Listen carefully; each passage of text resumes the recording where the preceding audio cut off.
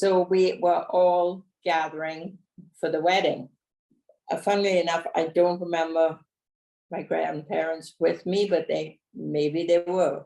We were in Dominica meeting my stepfather for the first time, really. There's a lot of new things, and meeting back with my brothers. And now they're bigger. They're that much older. Michael, he was 3 years older than me, so he would have been 10, yes. And David would have been 12 or 11, going on 12. In Dominica, we're in Roseau. Downtown Roseau, the first place that so we must have had the wedding, which I don't really remember anything about.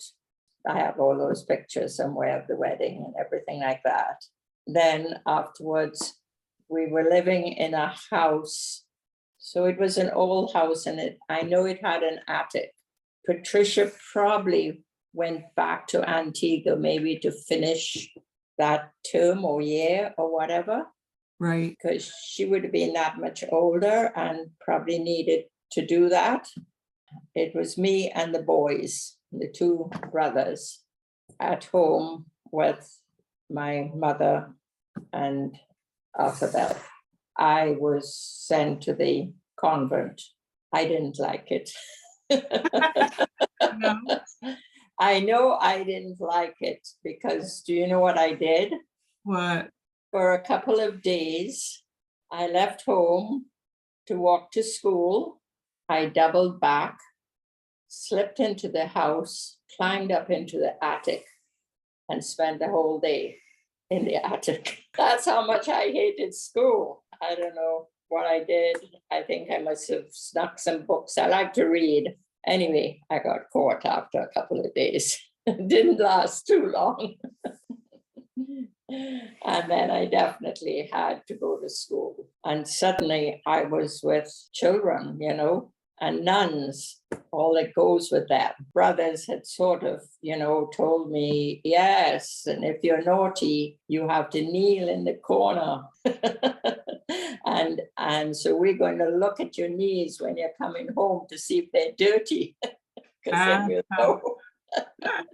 Of course, Catholic convent, I wasn't Catholic. We had to stand up outside and say the rosary and all of those things. But I think when it came to catechism classes, the non-Catholics, I don't know where we went. We didn't go to those classes. It was just different. That's when I learned that I couldn't sing because I was asked to sing and then everybody laughed and I don't ever want to sing again. That, and I think my handwriting was very untidy. Otherwise, I was pretty quiet. I don't know how long we were in that place. The other thing that was in that house, we were right next to a cemetery. Not too much fun hearing everybody being all the people. And I think, of course, my brothers embellished on that for me to get me nice and scared. Of course, you had a little sister to tease again. That's right. So then we got this, I think it was a bank house. So we moved to this place called Clarence House. And that was in a much better area. We still had to walk to school. But when we moved to Clarence House, I think this is when Trisha came. So she came back from Antigua. So we were all a family together there. It was near the sea, but not like a beach. It was near the sea of Roseau, of the town. So it was the house, the road, and then a strip of land that was no man's land kind of thing.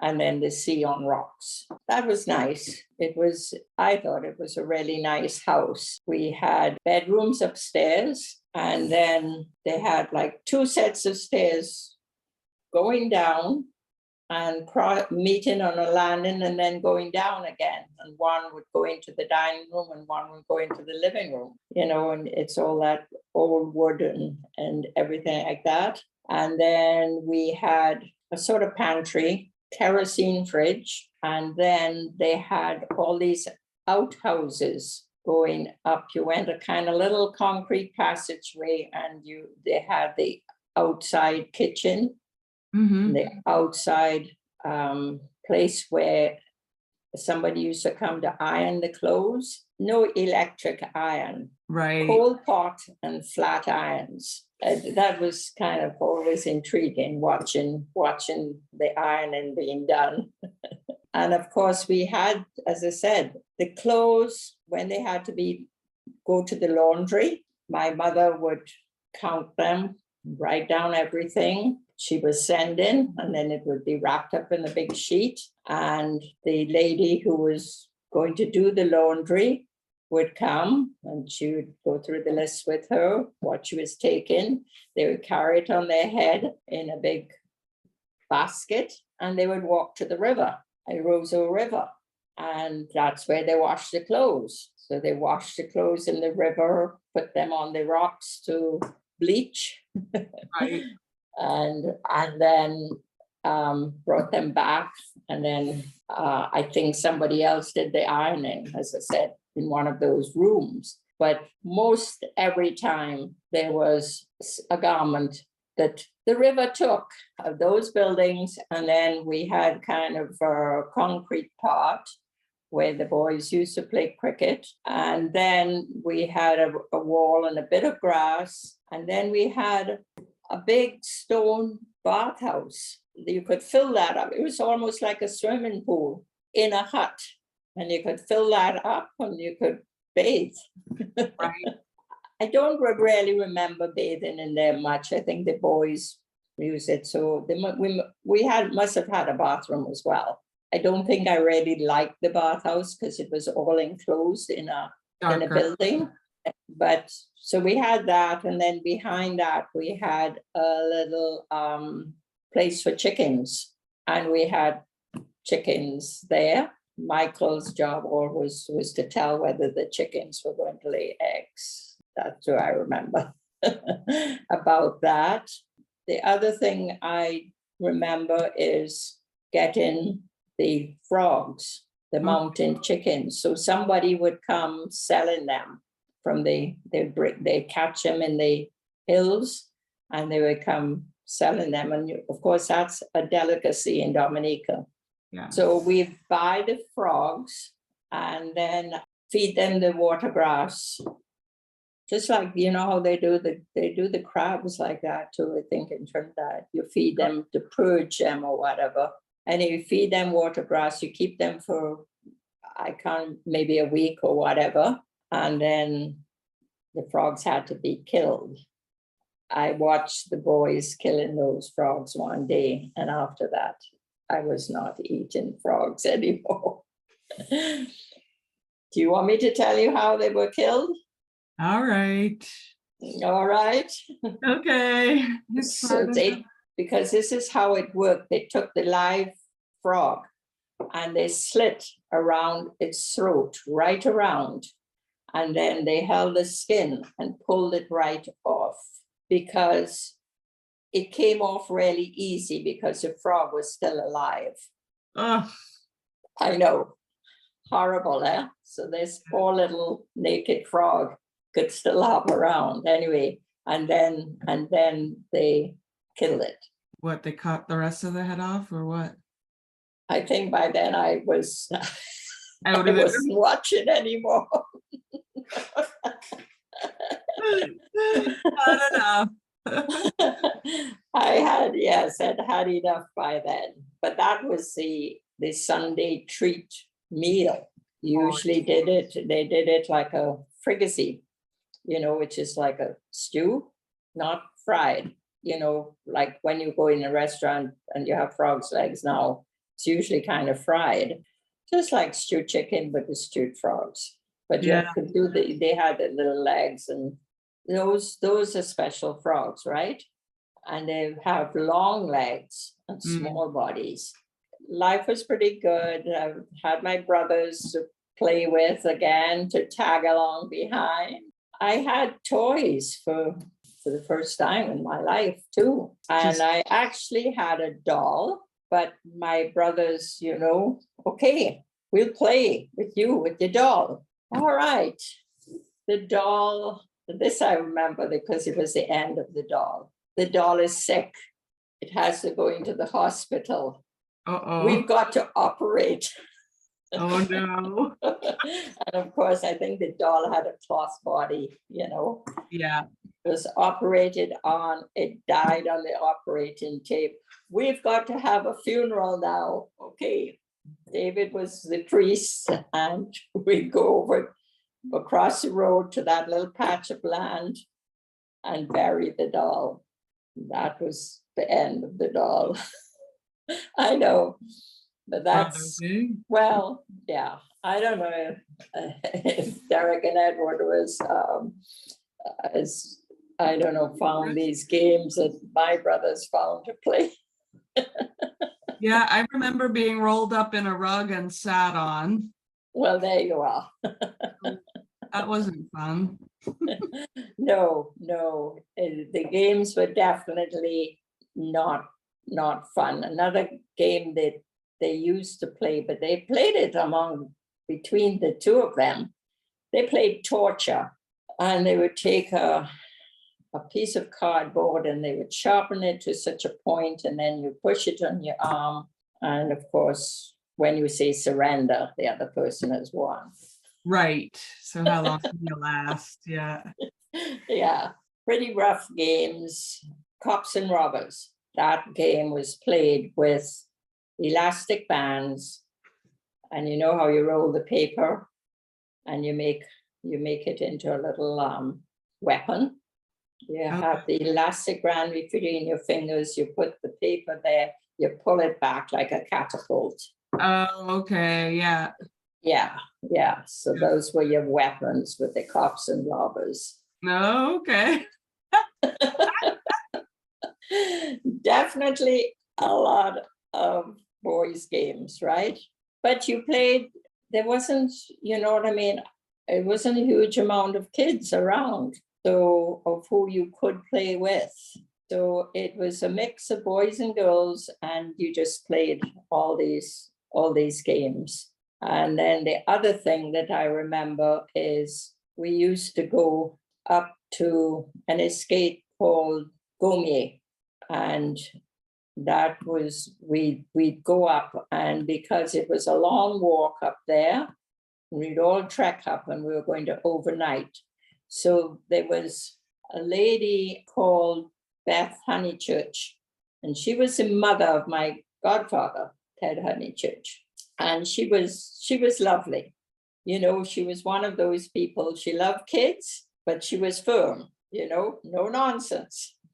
So we'd all traipse up there, and we would sleep over, boys there over there, girls over there. We had to remember how to learn to fold a sheet, because you had to fold up all your bedding afterwards and stuff like that. And to get up there, the boys would walk, but I got to sit in the pannier on the donkey. It was a long hike, a little too much for me. Yes, I guess, I don't know, but I was the smallest, so yeah, I got that. We had fun. So I'm coming now to the time going fishing with my brothers and nearly drowning. I think I've told you that story before. And it was in the Whiskey River, wasn't it? Or no, this was in the Roseau River. I went with them up to the river, and they were fishing, and I was I don't think I was fishing. I was just watching them fish or whatever, maybe helping them bait the hooks. Anyway, the river, when they had heavy rain, suddenly the river would come rushing down. Right. So the river started rushing down, and their lines, of course, are going, and they're all trying to hold on. So I bent over to try and pull the line in and tumbled into the river. I was being swept down with the river, and they just ran along the edge, waiting for an opportunity to try and get me. I had on a little blue dress, which kind of floated up so they could see that, so they could follow me. And I was just grabbing everything I could, And luckily I grabbed a root, and I stopped. And right. As soon as I stopped, they were able to get a stick and get that piece of that blue dress and pulled me in. Wow. So then, of course, soaked and shivering, and and we Right. had to try and go home. But they were scared, I think, and I don't think I could have made it home. I was pretty well in shock. They took me to this house where a guy lived that we were not supposed to ever go to that house. Oh no.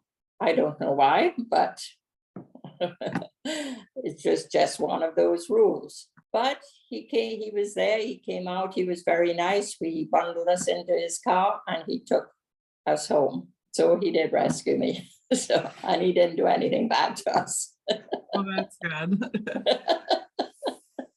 That was one of those near-death experiences. The other thing that I do remember, the other bad experience was, as you can tell, I was a tomboy. So I was always climbing, trying to keep up with the boys. And I went next door and I was climbing up this post and it broke and there was a nail in the post and it went in my eye. Oh. I know. All I remember, I just covered my eye. There was blood running down, and I thought my eye I was just holding it in. That's what I thought. Of course, went home, my poor mother, me coming in with this blood streaming down. She took me to the hospital or wherever, doctor, I don't know. Anyway, I did wear a bandage for my eyesight was okay in the end. It missed the pupil, it just went in to the corner of the eye. So pretty lucky. Yes, I guess so. For me, of course, I guess the whole thing is, it's a new family as such. Mm-hmm. What are we calling him? It was kind of like, if I didn't have all the brothers and sisters, I might have ended up calling him Daddy. I don't know. I think I miss not having a daddy as such, but he was called Arthur. I do kind of remember nightmares and I would, go and climb into bed with them or whatever, My relationship with him is, I tried for approval, of course. When I came back from Antigua, I could read. And this was a kind of, he had a weird sense of humor. It was like, oh, you could read. All right. And he got the biggest book from his bookshelf with the longest words and given me that to read, And of course, some of the words I was struggling over. And then he was, laugh, you can't read at all, kind of thing. Right. That's the way he was, Yeah. Kind of teasing, kind of. A teasing way. We had a better life, as I said. He was generous with Christmas. We had presents, We had good Christmases and stuff like that, materially. We had stuff. The boys, I think the relationship with the boys was a little bit more, I can remember him giving Michael licks, He never corrected me. My mother did all the correcting. And maybe he did that. Maybe he just lost his temper. I don't know. But he didn't have kids before, so it would have been new to him too. It would be new to him. And you suddenly, so it was the three of us and then Patricia. When Patricia came back from Antigua, she was definitely like big sister to me. That was kind of nice for me. And we still, like every Sunday, we would walk to the cemetery to my father's grave and put flowers on the grave. Might have come from her that she would have been old enough. This is what we do, We went to church on a Sunday, but my parents didn't go. They went at Christmas and Easter and those special occasions. Big ones, yeah. Yeah, the big ones. And as I said, once Patricia was there, she really, like a second mom to me. She looked after me well. She made sure I was okay. She didn't treat me like the boys treated me. Not that the boys disliked me, but they just had a lot of fun with me, right? They love like boys love.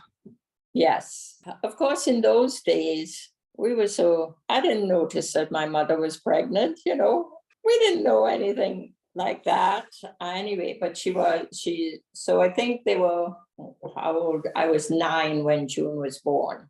Oh, yes, I'm missing out a whole part here.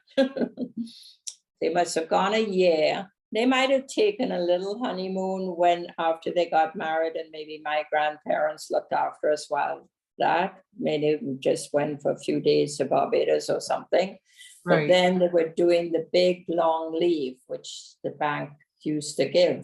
And they went to England for 2 or 3 months. We all had to go to different places to stay. Okay. So, so David went to St. Vincent, to the Bell family there. Michael and myself, Patricia, I think, was still in Antigua at the time. So Okay.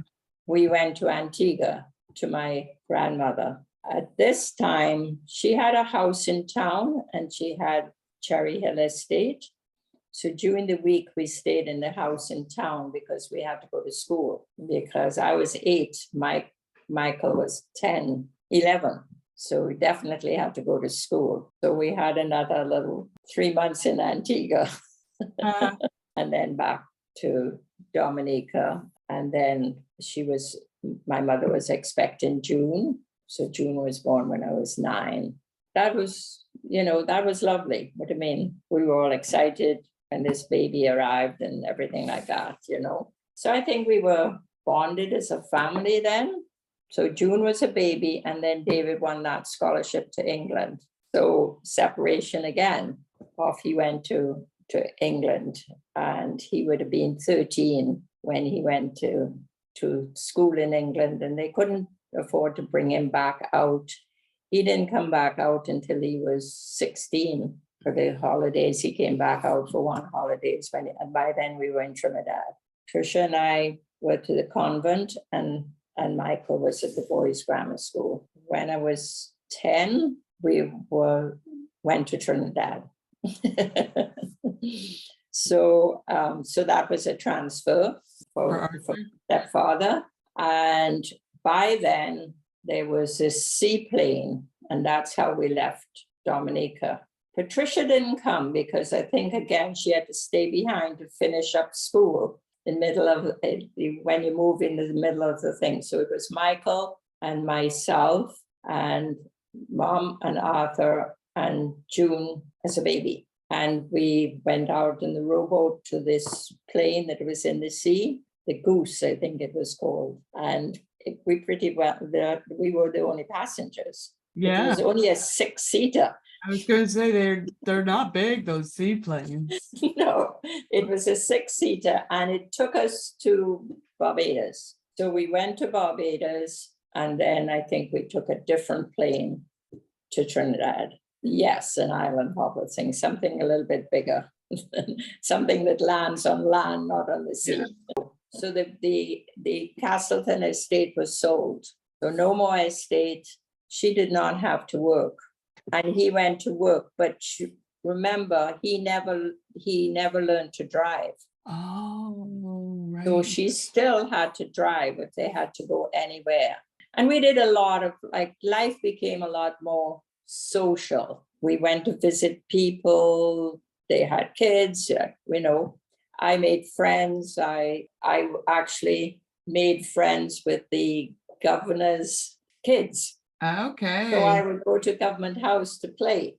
We'd all go, and everybody, as I said, everybody sort of mixed who was on the same social level as such. They were from Jamaica. There were 2 girls, and they were around my age, maybe one year younger, 1 year older or something, and I'm in the middle anyway. Everything was outdoors. They had a big bath, but it was open, and we did use that as a swimming pool. We fill it up and jump in and have a great times. I think life was very, very good like that. I would say they were good years for me. I got accustomed to school. I always used to get they gave out medals at the convent. Okay. that you earned, right? And I always got the medal for good conduct Mm. because I was quiet. Oh. But Tricia got the medal for diligence. I never quite knew what that word meant at that time, but I know because she was serious about her work. She was definitely knew what school was about and knew what she had to do and worked hard at it. The boys at the grammar school, I know they used to get the belt. That was given because they used to put on their bathing suits and pad them when they knew they were going to get the belt. We ate well. I do remember, like Christmas, it was turkey and ham. And those things were imported. And it was not just Christmas, you had the huge meal and all of that stuff. Again, on New Year's, you had another huge turkey and ham meal. But, we had a cook. Okay. I do remember the cook's name was Henrietta. I still remember her name because I loved to go up in the kitchen and eat their food because they liked a little bit different, a little bit more local with the dumplings and all that stuff. And of course, if I went, they would give me a little taste of this and that. I did enjoy that.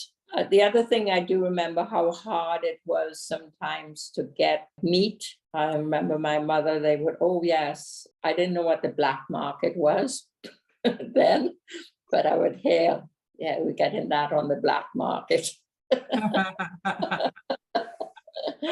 So I just guess those days there were certain shortages. Fish, we had like a fish broth in Dominica, but it was called boiline, and it was made with the fish head, but they put everything in it. They put dasheen and green fig, and the local food was just a little bit of relish, as they said, which was a meat, often like a little bit of salt beef for flavoring, but a lot of ground provisions and that kind of stuff. Not far from Trinidad, really, but we didn't have the influence of Trinidad has of Venezuela. We didn't have pastels and that kind of stuff. But it sounds like you had a little French influence, right? We certainly had a French influence, yes, with the frogs and stuff like that, yeah. Did you have dessert and yes, dessert's another thing that they used to bring down. So these, like even the Caribbeans, because they lived up in the hills and they would bring down different things to sell. And they had what we called fraise. And fraise were like cross between a raspberry and a strawberry because they liked the cool of the mountains. They grew wild, and they would bring calabash full of fraise and sell it to you. So that was definitely a dessert, and you would have that with evaporated milk and sugar. Ice cream, homemade ice cream, definitely. Condensed milk for us, for me, there was an old fella, he was an artist that lived in Dominica. He lived by himself, but we used to love to go and visit him.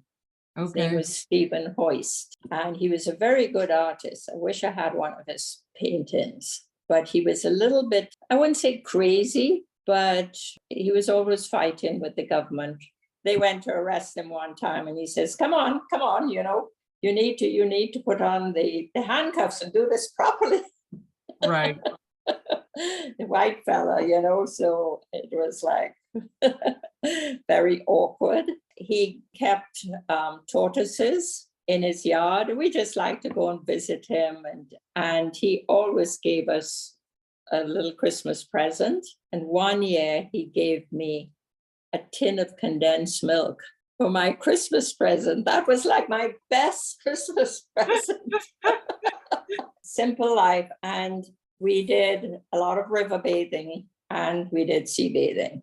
There's just so many rivers and beautiful rivers.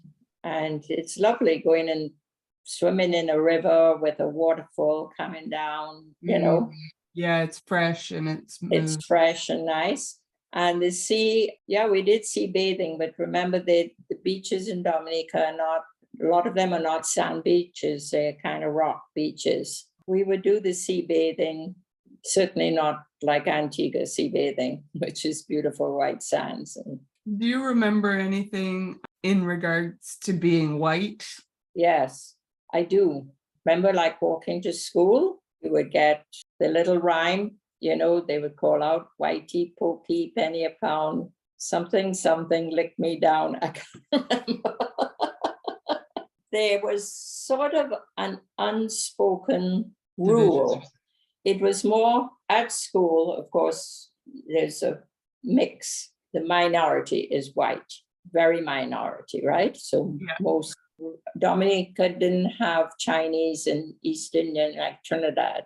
Black, brown, with some who had mixed, right? And white, basically. It was just like, I don't know, like we just could play with kids at school, but you knew who you were allowed to bring home. I never remember being lectured about it. It was just like, it's so weird, it's funny. Yeah. Whereas when we were up at the estate, we played together right there in the house and everything. But at Rosa, I guess you were in town and you were expected to, I don't know, socialize in a certain way. So our neighbors that live right next to us at Clarence house, he was a white Englishman. His name was Dewhurst, his last name, and he came from the family of Dewhurst Threads. You know, I don't know if you ever heard Dewhurst Threads, but it's a big name in England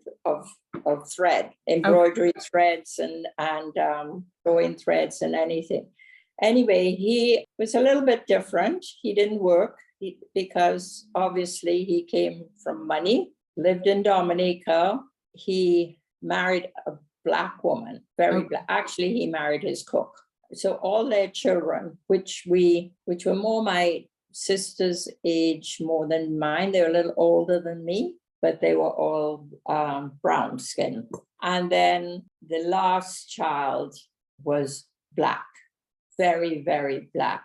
And of course, the whole story was it wasn't his child, but he adored that child. That child went everywhere with him. And he used to do his walks and he did embroidery as a hobby. He was kind of different, you know, but you hear all the little gossip. We used to, I remember we'd hide up in those stairs and listen to the grown-ups talk, right? The talk was that when that baby was born, he asked the doctor, the only doctor in Dominica, if it is possible that it was his, or, you know, and the doctor said, oh, yes, definitely yours. I think about Black and white and how shameful really it was. We didn't know. You do what you were told and so on. Yeah. But really and truly, you are not superior to anybody else. And there was always that superiority. And so no wonder we had trouble. But the superiority came too with Black people felt they were inferior. But it was a lot mixed too with education. And money, I'm sure.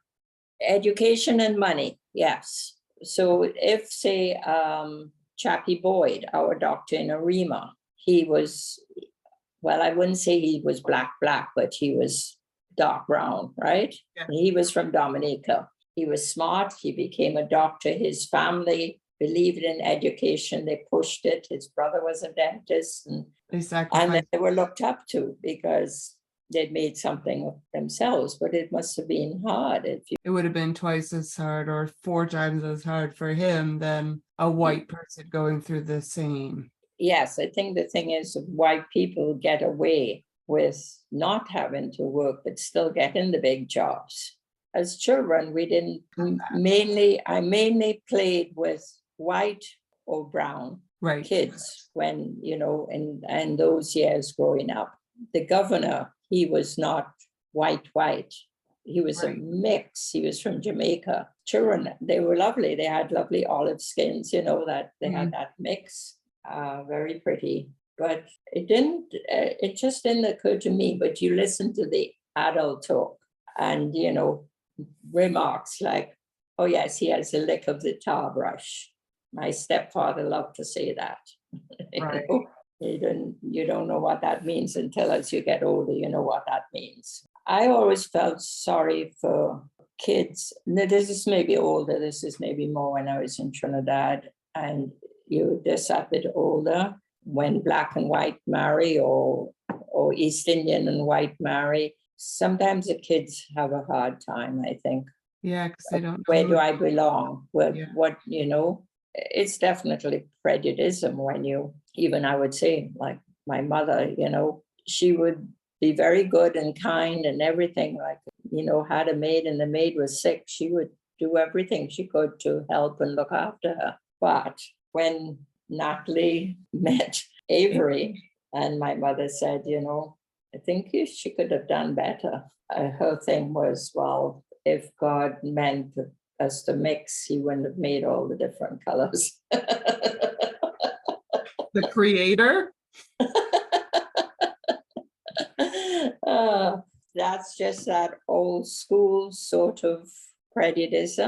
Yeah, that's ingrained. Yeah. It's ingrained, and if you read, like, see the history of the islands, there was a lot of children born out of wedlock that were mixed race because it was somebody had a mistress, a black mistress or something, Right, because they were all in unhappy marriages because they had to marry their own kind. That's right. Yes. Right?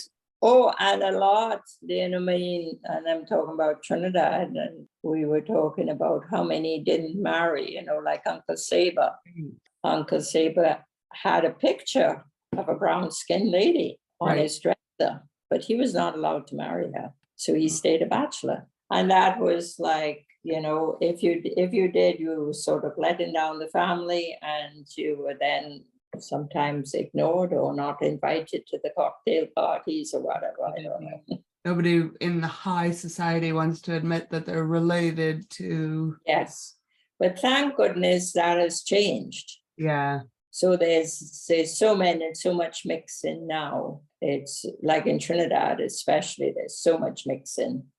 Yeah, because now you have the Spanish too, and the oh yeah, you've got Chinese and lots of mix. Everybody has a little bit of this and a little bit of that, right? Yeah, it's very interesting. Actually, I think that's why there's so many beauty queens and totally. Some very, very beautiful people. beautiful creations God has made with all his colors. That's what fixing the palette, right? That's right. A little. If you're an artist, you shade, right? Yeah, so true.